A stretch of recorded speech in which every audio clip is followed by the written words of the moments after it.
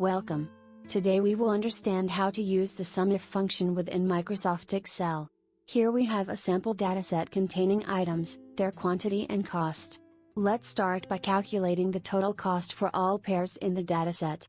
SUMIF requires 3 parameters. Range. We will use the range of items.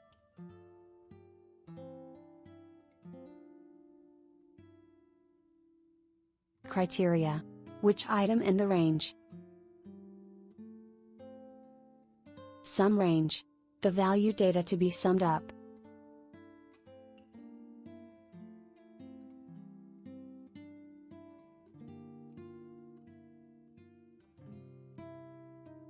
We will also calculate the total quantity of all pairs in the dataset.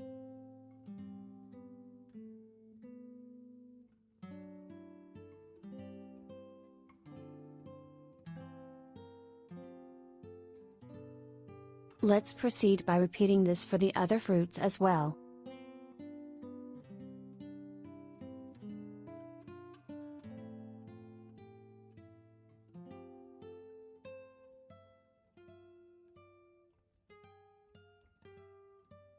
If you enjoyed this tutorial, leave a like.